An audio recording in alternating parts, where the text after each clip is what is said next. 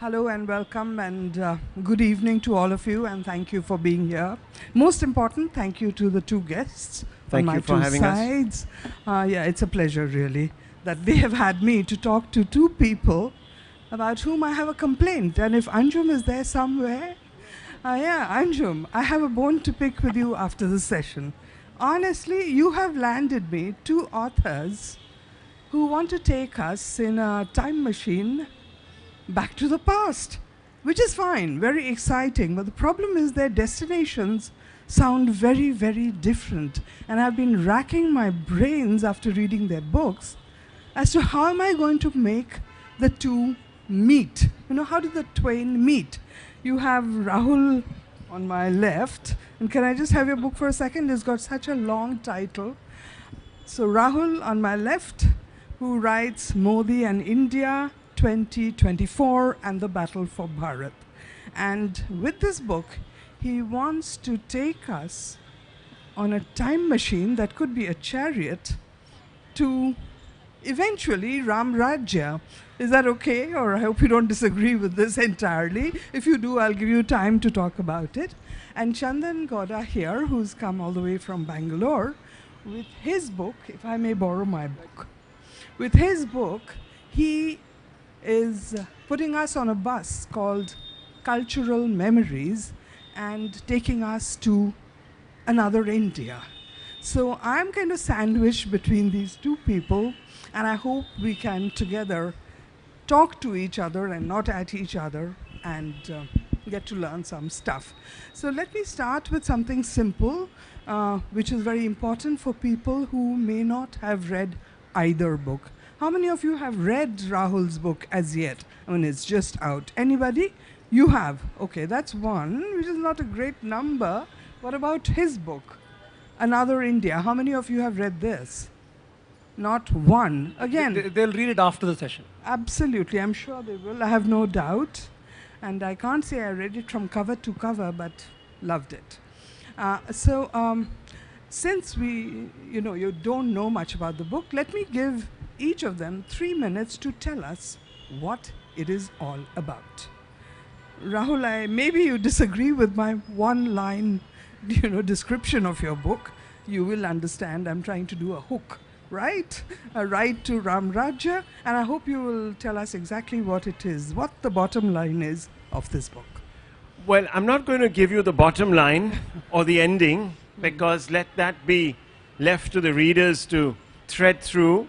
And hopefully that would mean that a few more of you will end up reading this book. But good evening, Kolkata. Good evening. It's such a pleasure to be here and with Monideepa, who is, of course, a long-standing veteran journalist and is an institution in this city. So wonderful to be with you, sharing the stage. And thank you for reading the book, and also, of course, lovely meeting with you. And meeting you too, Rahul. I'm sorry that you were on a panel with me at one point, and I did let you speak, but I didn't quite remember what you said. He let you speak, you're saying. A lot of fine things, excellent things. Wonderful. So as you know, I'm a slightly controversial news journalist because I champion the progressive conservative point of view, which is perhaps not in vogue in this part of the country, or at least hasn't been. But let me just very quickly sum up in 3 points what this book is about. It's not an anecdotal account of what this election is going to be about, i.e. I haven't gone from district to district, and I haven't done the type of psephology that Dr. Roy made quite famous in this country. It's not a book where I stop and eat chart of various restaurants and then predict the mood and the flavor, etc., etc. This is a counter-narrative to conventional liberalism that posits that India is becoming a Hindu Rajya, not just a Rashtra, but a Rajya, a Hindu state, where the constitution will have an establishment clause, just like Pakistan does, that privileges Hindus over everyone else. That's what is being said by the left, and I know because some of my relatives like Karan Thapar and Romila Thapar are at the vanguard, really, of suggesting, along with Shashi Tharoor, who is perhaps the most articulate figure on the liberal left in India today, who says India is becoming a Hindu Pakistan under Modi. So I interrogated that question, and they said that 2024 election was the last opportunity that we had as a republic, as a voting public, to stop this inexorable and inevitable decline into what Pakistan has become. Secondly, it's a deeply researched and impassioned argument, if I say so myself, for the reclamation of Bharat from a rootless, deracinated Western elite. I come from that elite. Actually, elite is the wrong word, because I don't think I've achieved very much, so privilegencia is perhaps the best word. So a rootless, westernized privilegencia that has equated any legitimate appreciation of the Hindu civilization, the grandeur of it, with anti-secularism. So the moment you look back into your past, your Hindu past, people say, oh, isko kya ho gaya hai? What is wrong with this guy? He's become a fundu, a Hindu fundamentalist. And I have many examples of how this was sort of woven into our minds. And thirdly, last, it makes the point that the emergence of political Hindutva is not constitutionally immoral. That the rise of political Hindutva is not going to threaten the constitution as we know it. For example, let's talk about the controversy over Vande Mataram. Now, I've chosen this because Bengal gave that beautiful hymn to the rest of the country, and at one time, Hindus and Muslims sang Vande Mataram, the hymn, together. In fact, there was a time in Barisal where they were attacked by the colonial British police, Hindus and Muslims, for singing Vande Mataram, for instance, which was really a Hindutva slogan that was given by one of the most famous sons of Bengal. Today, people don't want to sing it because it is thought to have communal motives that are ascribed to it. So you had a situation where Nehru and Gandhi and everyone in the Wardha session decided that, oh, we should not sing more than 2 stanzas. And if today in schools you're asked to sing it, people look at you askance and say this is becoming a Moditwa laboratory. So basically, this book is really picking up on these themes and saying that it is wrong. Our dharmic heritage doesn't allow us to become narrow, parochial Hindus of the kind we find, of course, in inverse in Pakistan. So that's really the thesis of this book. Don't fear political Hindutva. Political Hindutva gave us our freedom, united us around a flagpole. For example, on Vande Mataram, it used to be on the legend. You're running out of time. Yes, just 30 seconds. On the flag of India, which was raised in Stuttgart by Bhikaji Kama. It was written right there, Vande Mataram. So I'm just giving you many examples of this in this book. And that's really the thesis. Okay, we'll read all about it, I'm sure. And there may be many with quarrels with your interpretation of Vande Mataram. Here in the land that was, birthed Vande Mataram, I'm sure we'll have questions on that. Chandan Gowda, lovely book. Again, I haven't read from cover to cover. But what is it that you are trying to say over here? Thank you. You don't have to answer the question specifically, just tell us about it. Yeah. Thanks. Thank you, Anjum, for inviting me, and thank you all for being on the panel. And this lovely design is by Pinaki De, who is sitting right behind Mukund. He teaches English in Calcutta, and if you look at it, it's betel leaves and betel nuts. It just felt like pan is something that most communities, or all communities in India, enjoy. So there's some sense at trying to talk about India in a way that is very, in a way that is that is accommodative of everything. in the sense, I mean, it's not trying to point at an essence that there's something everybody does. But basically, you know, Monideepa, you asked me what I'm trying to do here. There are about 74 short pieces in here. Some of them are essays, some of them are retellings of quote-unquote folk stories, epic episodes, historical controversies, and little-known events that I still feel have an evocative value today in revealing certain things about how things work in India, between communities, between people. And the idea was to open up the past and to see how absolutely heterogeneous it is. So even when we use, you know, the words like history and historical time, we're actually reducing the heterogeneity, because each of these communities, and there are hundreds of them, that our modern education simply doesn't equip us to recognize, because of the virtue of how education has come to be seen in almost narrow utilitarian terms. You know, what do you need to know to be literate is drastically different now, post-British, than it used to be in the past. In the past, you had to know how to use metaphors, you had to know how to compose verses, you had to memorize things. And the idea of how to tell a story was very, very different back then. Philosophy was different, etc. Not so now, and I feel it's actually a complaint against modern education, which simply doesn't let us see. In the cab I came to this venue, the driver had four one was clearly a sadhu figure, one was I think a local god that I didn't recognize. Okay. But I can tell you that they're not dead things, in the sense that they are part of living imaginations of large numbers of people, and I feel all the more impoverished that I don't know what they are. And this is true for most parts of the country. And despite 75 years of modern education, or about 150 years of education, a stubborn existence of a large number of people who don't even know that Delhi is the capital of the country. And for me, that's a sign of something to celebrate.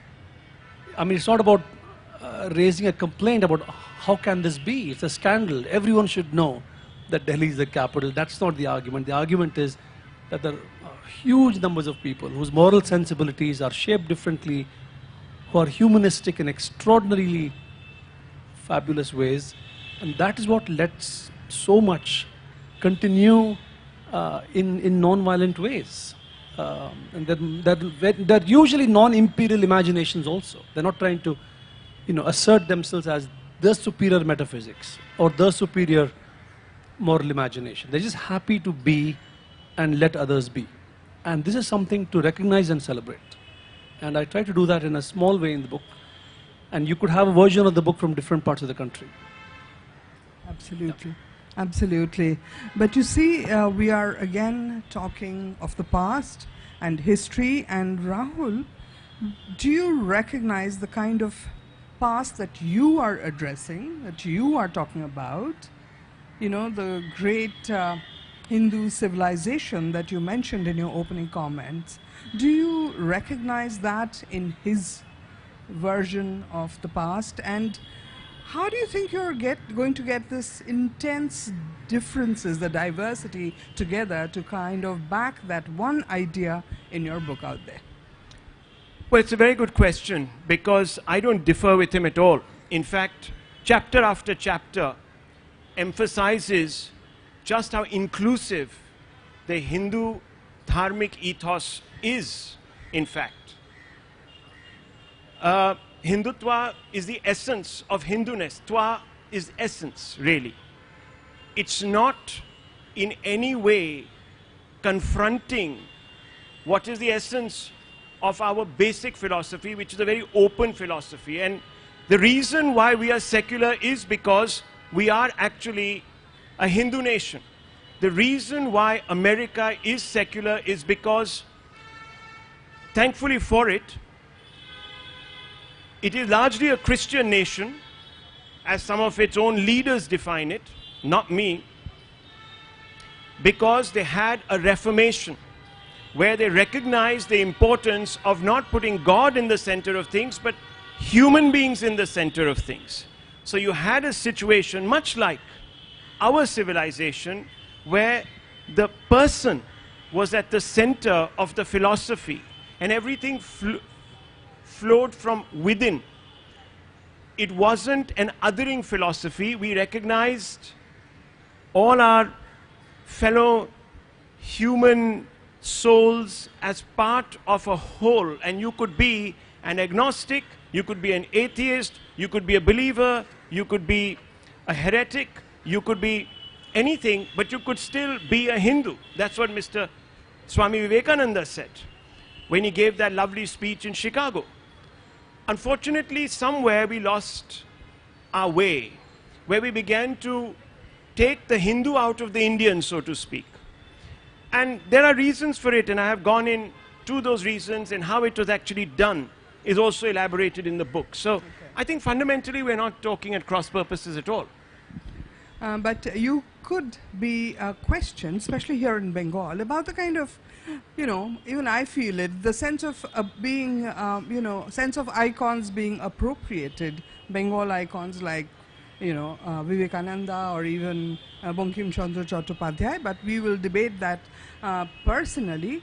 However, when I read your book, and I read several reviews of your book, it's true, one of the kindest reviews was that Rahul here is trying to propound a thesis that, you know, we were all colonized, and colonized not just in our geographical sense, but also in our minds.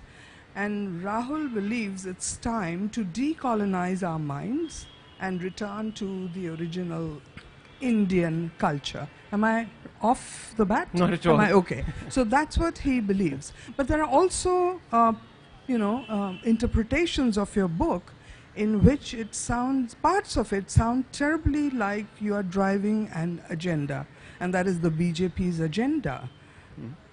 Which one would you give more weightage to? Which one would you agree with?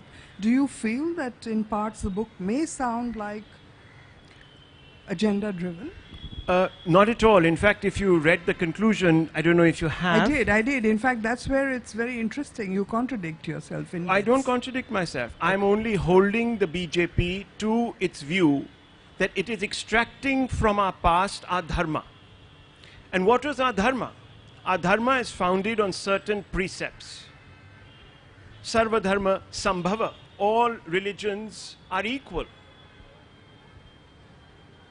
Fundamentally, Vasudeva Kutumbakam, the world is one family. As long as the BJP champions that school of thought and we become a more dharmic nation and not blindly a secular nation in the Western construct, because I'll tell you, in the West, for example, let's take an extreme example which I mentioned in my book, France, laïcité. That won't work here. The moment the French paradigm is brought in India, people become apoplectic. The moment people talk about the uniform civil code, oh my God, no. Our diversity. We're unity in diversity. No, we are diversity actually in unity, and that's what's really going to get kicked out. Multiculturalism. We're not going to be allowed to wear any of our symbols out in public. We will all become one uniform, homogeneous people. That will not be accepted because we are a dharmic people. Our essence is not religious. We are deeply spiritual. When we say Ram Ram or when we greet people using certain idioms, they are mostly spiritual. The West doesn't have that. The West actually had a war between the church and Republicans where people lost their heads. We've never had that. Even in Hindu kingdoms, in Hindu Rajas, medieval, in the past, etc., people were allowed to come together. There were absolutely no pogroms, barring one. No pogroms. Because we didn't other anyone. Everyone was us. Vasudeva Kutumbakam. So I tell the BJP in this book that it's very important not to allow the cranks who are on the fringes to overrun our philosophy. Intervention, and I beg your pardon. We just have to get this out of the way. I want to quote your book. in the conclusion section, in which I think he's been very contrary, in which he writes that even though the BJP has adopted a mellower public stance, many observers of politics are still reluctant to fully accept that the party has entirely changed its spots. Changed spots from what to what? And are you one of the observers who is reluctant to accept that a leopard, mind you, can actually change its spots? And I want to, we're running tight on time, so let's keep it quick. Let's judge a government by the policies it brings in, because at the end of the day, that's how you determine whether a government is philosophically doing justice to the Constitution. Can anyone here name me one policy that differentiates between one Indian, one class of Indian, and another that has been brought by the BJP? One. Anybody? If you can't, I will. So that's okay. Shall I? No. I mean, okay, there's one which I know you will argue right back, but you will have to do that after I finish with Chandan. The one, government action that certainly perhaps sounds like discriminatory, and that is the Citizenship Amendment Act. Oh, the one that Nehru championed. That's an old one. That's an the old same one, thing. which you amended. In fact, the CA doesn't disallow anyone, even Muslims, from being citizens, even if they are from Pakistan. It just expedites one set of citizenship. No, this can go on. This can go on, Rahul. Oh, no, it's not rubbish. It's actually true. No, I'm sure it's not rubbish. There might be some fact in it, but the little bit I know, especially out of reporting in West Bengal for multiple years, oh my God, I'm worried. It's the NRC that can be complicated, but that was sanctioned by the Supreme Court, not by the BJP. Okay. But the CA doesn't. Okay, this will get endless. Chandan, you realize what I mean? This is a completely different kind of past from what you are talking about, which is, our cultural memories. In your book, do you have any sense of this kind of politics? Yeah. See, Rahul should not mind my quoting a Nietzschean observation. Nietzsche says, one must never loaf in the garden of history. And you have to take it very seriously, because Nietzsche thinks, the past is open. By that he means, if Freud comes along and says there's something called the unconscious, the past changes. If someone like Marx comes and says it's class that's a driving force of history, the past looks very different, right? If Gandhi comes and says something, the past looks very... So there are these hugely influential visions of how the world works or should work that can realign how we look at the past. So the past is not out there enough, to be just discovered like a scientist discovers facts. I mean, these complete perspectives determine how the past becomes available to us. And there are many things, Rahul, that I need to at least respond to very quickly. Of course. I mean, the Indian version of secularism is really original. It's completely ingenious. The Constitution version of secularism is equidistance from all religions, not separation of religion from the state. So we have this extraordinary phenomenon of personal laws that allows you to take recourse to personal law and civil matters, etc. No other democracy, as far as I know, has innovation in the imagination of a secular polity. And in your urge to sort of think of, there's this great theological oneness, unity, etc., I think you run the great risk of not taking theological differences seriously. I mean, there's enormous differences between Vaishnavism and Shaivism. I mean, there's enormous difference between Buddhism and Jainism, among Jainas, among Buddhas, the Tibetan Buddhism, the Theravada Buddhism, the Navayana Buddhism. And these differences are not cosmetic. I mean, they mean the world to those people who are inside them. And I think what we are asking for is that people who have evolved very thick and distinctive cosmologies don't be imperialistic in trying to assert that over the others. And the thing about the Indian sort of everyday ethics is that has often been the case. That people live amidst differences, somehow get along. Of course, there are exceptions now and then. And in history, we've had big exceptions. Lots of violence, Karnataka is full of Jain bastis that have been demolished to build Shaiva temples. I mean, these are living, monuments. You can go see them. More than 300. So we can't wish these away in the interest of saying something that seems like an attractive self-description. Sure, it's great if inclusion is the defining moral stance all through Indian history. I think that has seemed attractive at many times, but that hasn't always been the case. Many things, when I talked about, the other thing about the past, Monideepa, is, like I said, the world of the non-classical Hinduism. He quoted Vasudhaiva Kutumbakam, he quoted a few things. They're all from the Sanskritic imagination or conversations about Hindu religion. Absolutely. You have the huge world of, non-Sanskritic or vernacular or Bhasha Hinduism, which is very, very, very different in how they imagine gods. I mean, if goddesses are imagined as, at least in a Raja Ravi, post Raja Ravi, or my imagination of Hindu goddesses, in silk saris, in jewelry, and in sort of, in serene settings that seem like, up in the heavens. Yes, and with royal insignia, you have elephants, swans, peacocks, etc. You get down below and you have imagination of goddesses that are completely different. They no jewelry, cotton saris, and their miracles are of a very ordinary kind, just rice and asking for rains, etc. And there's one great goddess from Karnataka who is actually seen behind a spinning wheel.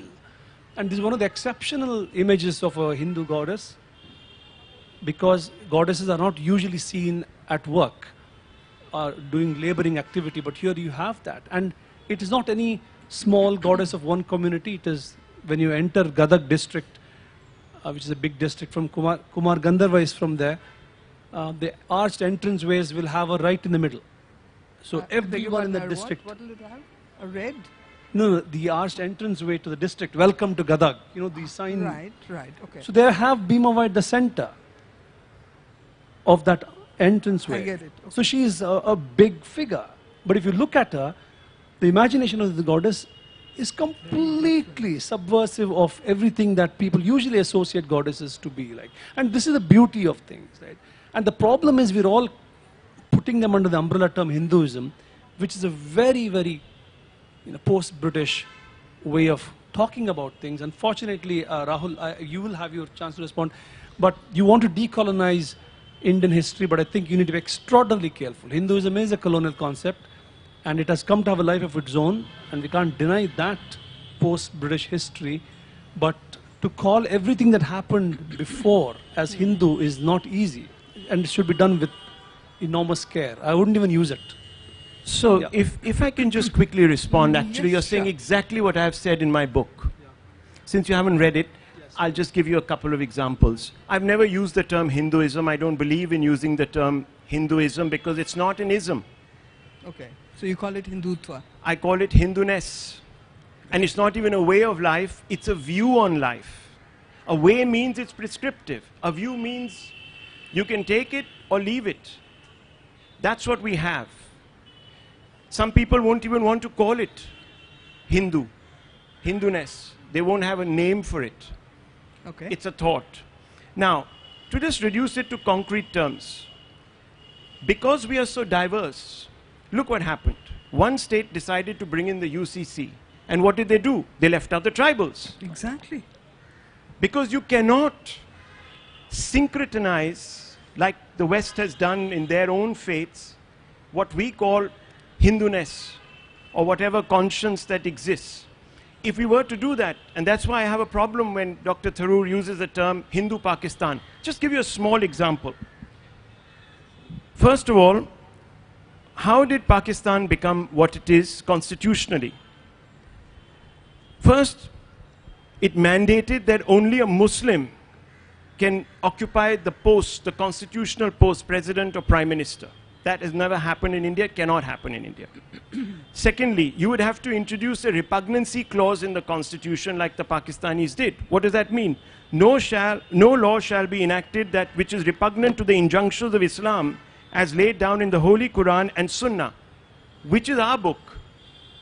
You cannot have a repugnancy clause because we will be scratching our heads thinking about which is the book, which is the book. So they also say that to do this, they set up a council. Okay. Now imagine setting up a council of Hindus, quote unquote. Who would be on that council? 1.3 billion Indians. Sorry, 1 billion Indians, if you would go by the census figures. 1 billion Indians will say, no, we will all want to be part of the council because we will describe and define what we should refer to ourselves as and what the tenets should be. It's impossible to do it. So the greatest guarantee against communal or a theocratic state is our culture, Hinduness. Embrace it. That's what I've said. But that's what he's saying. Hinduness is very different for different communities. Precisely. So you can never have anyone who can impose a dogma, can never have an ism to define us because we are just not compatible with the Western view. But how do you... I say that our constitution must reflect dharma. Dharma is confused with religion. Dharma is ethics. How can a country exist without ethics? Okay. That's all.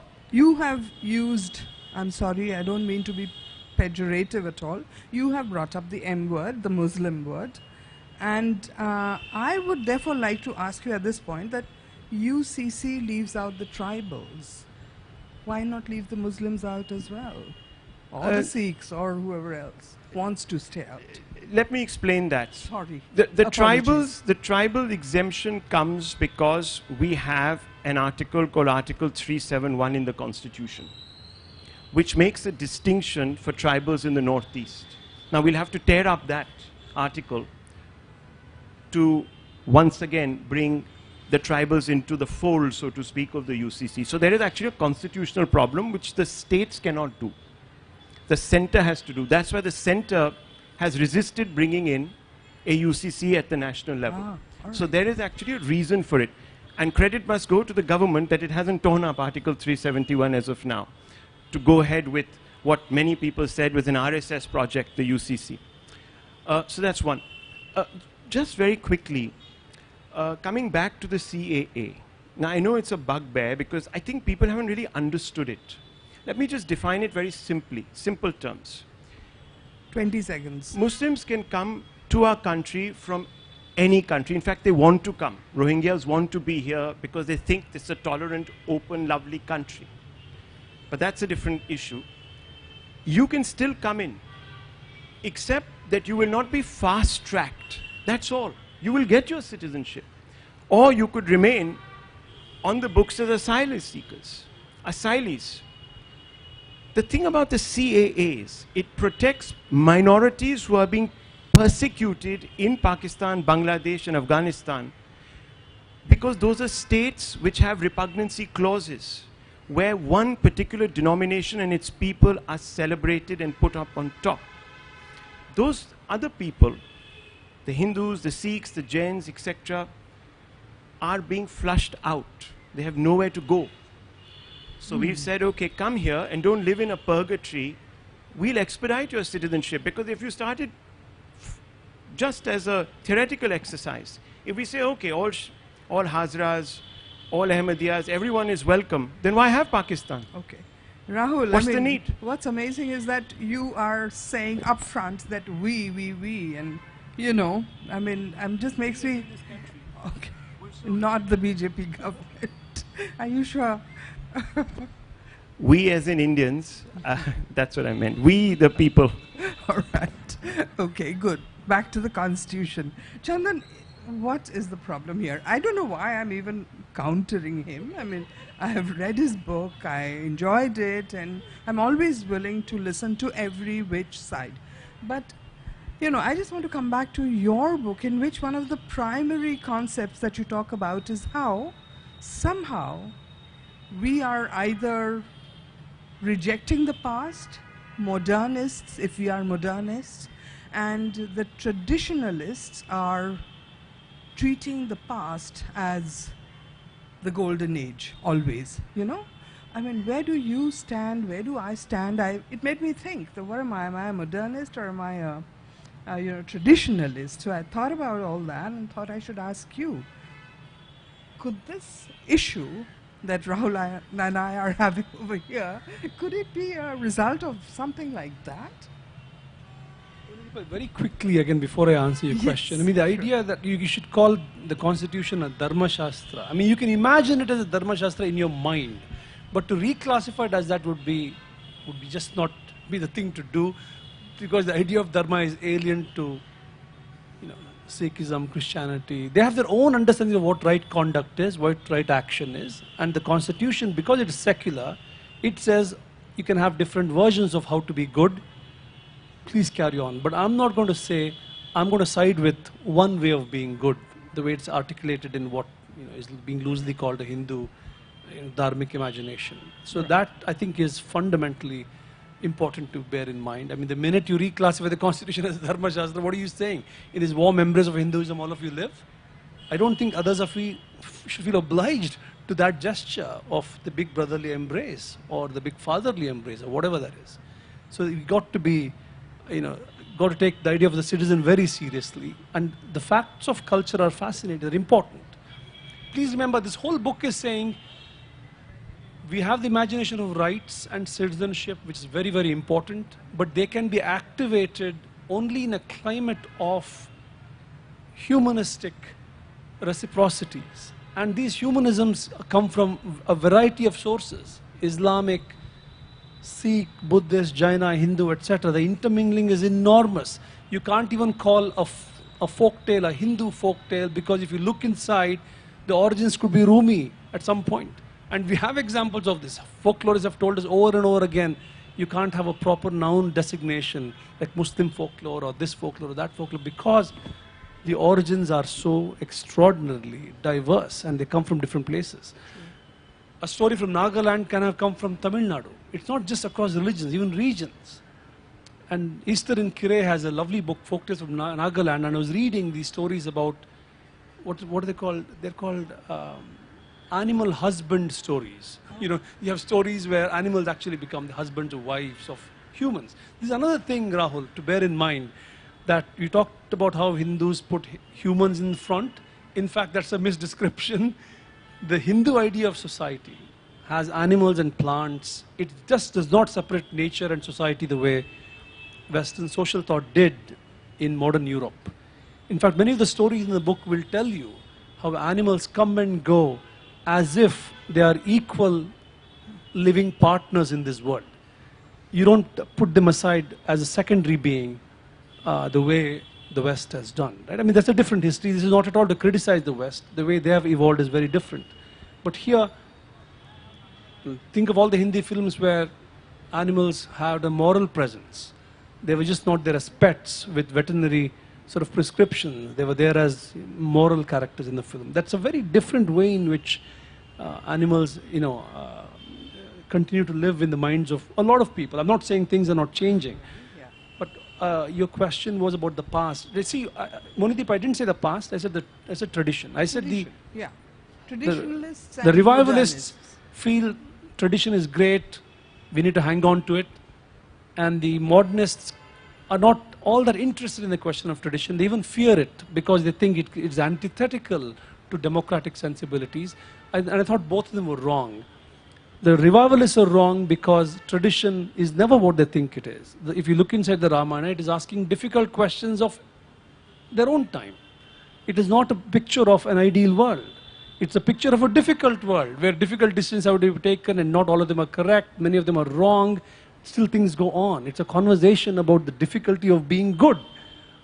It's not about an image of having achieved a utopia. And the modernists, I feel, even when you want democracy and, you know, civility, we tend to forget that there are sources of civility, sources of being human outside of the Constitution. The Constitution has just one vision of being human, one vision of being civil, which is important. But those visions can be actualized and are actualized in a situation where people are already subscribing to other visions of being civil and human.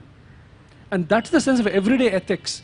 You know, just to take this tragic example of this bus conductor in Uttar Pradesh who's halted the bus to let someone do namaz. Someone took a video of that and he was sacked and he committed suicide after trying to give another version of the story, saying he'd stop for someone else to take a loo break or something like that. That is everyday ethics.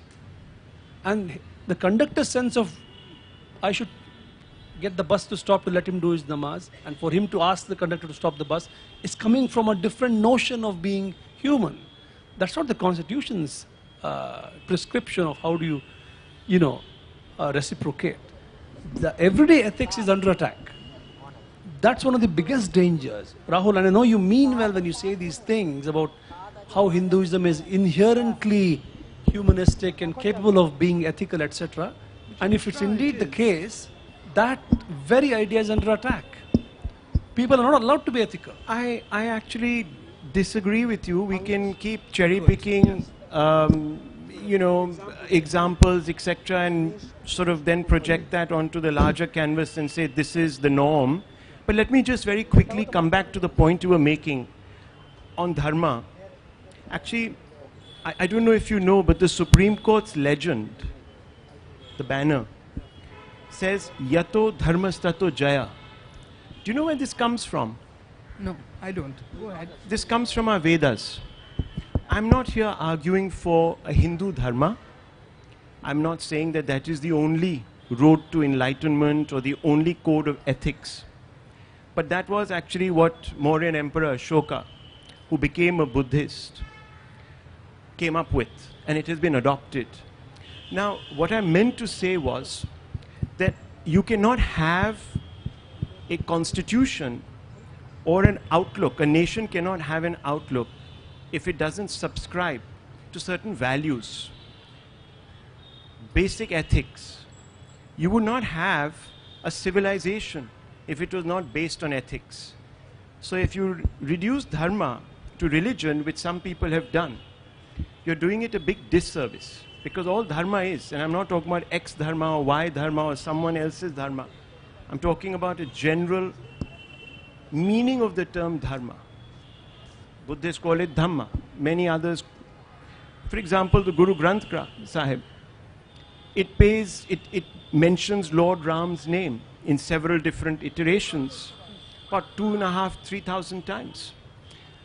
You could say, okay, Ram, Raja, and Ram's dharma. Just taking an example. So, I am only talking about having a value-based approach to the conduct of politics. That's all. And I don't think that that is disputable at all. We've all strived to evolve a code of ethics so that we can live better amongst each other. I think that's what really societies have tried to do. Now, obviously, some have done it better than others. Others are struggling. So I think, we're actually pretty much talking the same thing. I am not trying to make this a political project. I'm only saying that if you are examining your past, then it becomes essential to take the good, not the reductionist, but the universal. Absolutely. Just as much as I agree that apparently a friend of Rahul's here met him after he wrote the book, and he asked her, have you read it? And she said, no, if I can lay my hands on it, I'll burn it. Now, Rahul, how did you react to that? I mean, it's not something I would ever recommend to anybody on earth. Yeah, because I suppose the best argument against someone's work is to produce a counter-argument. Yeah, I was a bit surprised because, we go back a long time and the person is extremely erudite, and I would have expected, if not anything, just indifference. I haven't read your book and maybe it's not for me, and you let things pass. But I think it's a sign really of our times that we have become suspicious of intent. So if someone writes a book which is trying to spark a conversation about another point of view, that person is immediately put in a little bracket. True. Sometimes in the extreme cancelled. And I'm been cancelled by political parties, let alone, friends. I now go to a large number of friends' homes anticipating the worst. Oh my God. Yes, I'm sorry about that. That shouldn't happen. And a lot of my friends have actually stopped inviting me because they think that I espouse a particular political point of view. No, I actually defend political ideas. I don't defend political parties. If a political party happens to espouse an idea that I have championed in the year 2000 while writing in the Times of India, I'm not going to start punching them because I need to speak truth to power for the sake of it. So that's where I stand. You know, we are running into 5 minutes left, and I'd love to open this to very questions. Quickly, but yes, Rahul, I know you seem to think we agree. I think it's good to recognize differences. There's one difference. You said we have not othered anybody, and I don't know what you mean by that, because it is living with others may have happened better here in some cases, not in some other cases, but there is no sense of... But why? Wait. Why have we done a better job? Guys, we are down to 5 minutes. Rahul, I'm not sure who you mean by we. If you go to Bijapur, it is some other constituency of people. If you go to West Bengal, it's another constituency of people. So we don't know who the we is. All that I'm saying is there has been a clear acknowledgement of others, and sometimes an intolerance of others, sometimes a tolerance of others. You need to recognize all of this instead of settling for a fairy story about India having been a place where there are no others. And in fact, to say that is to deny respect, actually, to how seriously different communities are. And they've recognized differences and lived with each other, sometimes not recognized them properly, sometimes violently, sometimes not violently. So it's a complex picture. And since you care for history, you have to care for complexity. I mean, there's no... Out of respect for the audience, I'm going to open this up to you guys now. I just feel that we have been talking to ourselves and you guys have been left out. I'd be very happy to take questions. We have 4 minutes left, and I'd love some crisp ones if there are any. Yes? Please do give us your name. Hi, Aditya Basu. My past lies in media. Now I'm in the digital media. I was mainstream media. Now I'm independent media. Now, thing is, I'm a proud Indian, and I'm at the same time a proud Hindu also, till this Hindutva came in and started giving Hinduism a very bad name. Question. The question is, the way India is going now, say 50 years we are saying what Congress has done, right? So if Bharatiya Janata Party, if they stay in power for the next 50 years, right, we are going to have 10 years now, 15 years very soon. I really need to set a What is going to be the outcome? Are we going to have as democratic debate as we are having, or this will be totally unthinkable, say 40 years down the line if BJP stays in power? I don't know why you are asking Rahul this. It's not his business. But go ahead. Still, like... take it. What do you think? It's what do you hope concern for? I have for democracy. I don't have Modi's number. You could call him and ask him. Good one. Anybody else? Anyone else? Question? No? I can't see, into the light. So if there are no questions, I'm going to request, having defended your right to write your book and nobody has to burn it, I'm going to request Chandan here to give you a last glimpse into his book, which was amazing. Please, will you read me that wonderful story about the god who got a dose of chili powder? And why it's important is, how are we looking at our gods, looking at our past? Very different from what we saw in Ayodhya on the 22nd of January, very different here in Karnataka. I can't remember the page number, but chili powder and the god. Wonderful story and very short. Thank you. She's asked me to read out a story of a village deity, which Siddhalingaya, the great poet and legislator who passed away 2 years ago, has written down, and I've translated it. In Karnataka, we have the phenomenon of village deities. Every village has a female deity of its own. And often these deities are related to each other as siblings, and during the festivals of these deities, they come together in very interesting ways. But these deities are very special because they're often created by some recognizable family in the village. In each one has a story behind it, actually a great humanistic vision behind it. They're not simply deities. So Siddhalingaya, whose curiosity about deities was to, like a leftist, he felt people should be weaned away from religion. Let's expose these practices. And then he began have a love affair with them and started to understand them with the complexity they needed to be understood. So I'll quickly read out this one excerpt of his account of a village deity.